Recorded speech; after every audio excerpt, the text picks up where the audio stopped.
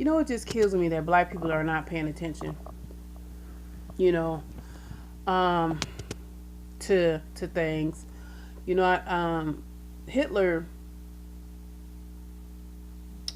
You know, one of the things that he did was, you know, he didn't just automatically just start throwing people in camps. He had to get the public to have outcry for it. You know, they had to want it. Like, yeah, kill them all, throw them all in jail. Oh, they're thugs. Of course, they didn't use that word back then, but you get my point. You know, but he had to get public outcry for it, so he had to, put 100 on 10 with a lot of things with regards to what Jewish people did. Maybe violent acts or mistrust or theft. All these things that I'm pretty sure that he did leading up to that. And you got to think, like, he had concentration camps, so these camps housed thousands of people. And he just didn't make that like soon as he got in, like it was already made or something like that. He had to have been working on that in the same breath, working on the propaganda. So as he's putting out this propaganda, he has people constructing these camps, putting these camps together, manning these camps, doing the layout, putting in how they're gonna dish out food and what agriculture things, all that stuff. We got FEMA camps here. But it's I know you guys have been hearing about this, homegrown terrorism. You're hearing a lot of, they're using that term a lot, and I know you have to know by now that, if you're a terrorist, you can be held indefinitely, you can be killed. You don't need. They don't have to. You don't have to. They don't have to put you in front of the jury. They can detain you, question you, basically, take you off the streets. So, I think that we need to start paying attention. Okay. I think that and I just had a conversation with some young cats on the bus. And there's promise in our youth because a lot of the ideals and things like that we don't think. We have been taught, I say we as in 30 and up, and older. We have these these things like how we was raised. You don't think about what you're being told. You just do. You don't question. And so when you raised like that, you don't think about a lot of stuff. You don't question all of it. You just believe this stuff. These kids out here questioning all this stuff that we've been taught in school and the things that are being said. A lot of y'all don't even, if I hear somebody else say some shit about another black person say some shit about what about black on black crime and oh, here's the new one. Well, I bet you don't even know the names of the people who died in your area, the black people that were killed by other black people, but you don't even know who they are. White people don't know who the fuck be getting killed in their own communities either, unless they know them personally. They don't know every white person that gets killed. It's just like it's like y'all sitting up, looking for some reason to justify the ignorance, or to say, hey, well, to not be accountable. Oh well, I don't see you guys showing up at rallies. That's because you don't show up at rallies.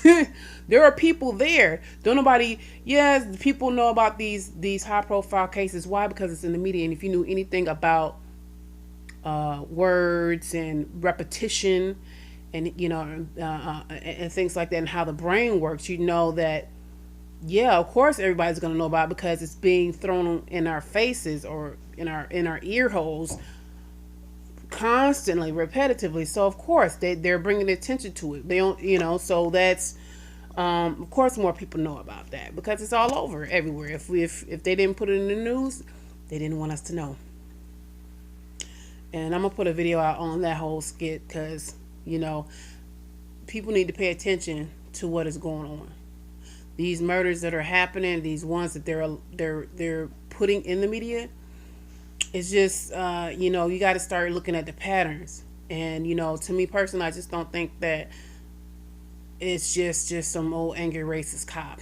I think there is something very malevolent and malicious and intentional about these killings, as if they're like hits. Are they testing us, or what's happening? Racism's not gonna go away. Racism's not gonna go away because it's a tool. It's a tool that has been used for power, but for what? Power and control, for money. To do what? And my interests aren't just in social issues. I like science issues and things, geological things I pay attention to, and I hadn't been really paying attention to a lot of it in the last 2 years.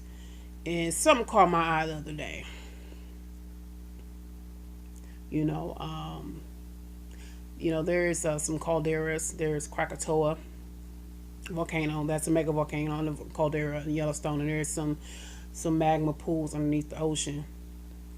They said because of common icing has caused some activity to where they're put on watch, and quietly the nation pulled a lot of the military resources, including ammunition, away from that area over there by Yellowstone, including those fireman caskets. They got like hundreds of thousands of them outside of major cities across the nation.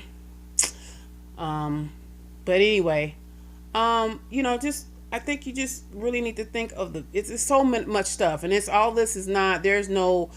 What I'm saying is there's no this is not formatted at all. So you could say it as a rant or whatever, and it's not logical. I'm just putting out a lot of stuff because it's a lot of stuff that's built up, and I'm gonna probably go back and just kind of assimilate or break down each particular topic that I'm speaking on. But I'm just putting out blips out there, just my thoughts, just like what's the as far as what's happening to the earth.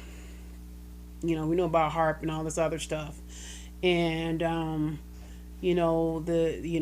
effects of the meteors and comets and things like that. Then it's like, okay, I think about, okay, well, they want to get the population down to a billion. Well, they say 500 million or 500,000 or something like that. So, but I'm pretty sure it won't be but a billion. And it's like, okay, so what do they know that we don't? Like, what is the end to all of this? Why is there all this racism? You got a 1%, and out of that 1%, the ultra 1% out of the 1% are white. These people are like the Rothschilds and Rockefellers, where they bankrupt whole nations. These people are worth 500 trillion plus, and that's pocket change. Our nation's debt is like 20 something trillion or something like that, or something to that effect, or was it the fact? Well, wait, I might be getting two things missing, because I remember 27 trillion went missing a couple days before 9/11, so that might have been that thought. But nevertheless, these people create wars and things like that, and these people are white. So it's no coincidence that all around the world, black people are poor, killing each other, fighting each other. It's no coincidence. It's not like, oh, we just don't like each other.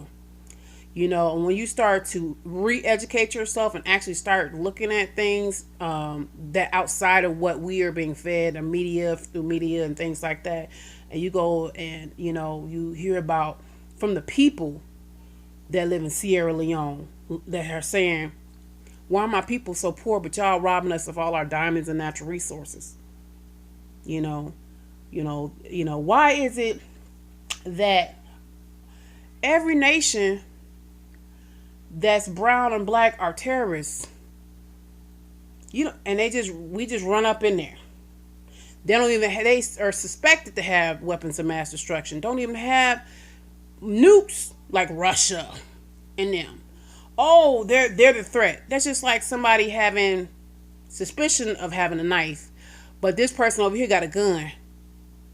But you worried about, it's just, we got to pay more attention, y'all. And this video's over.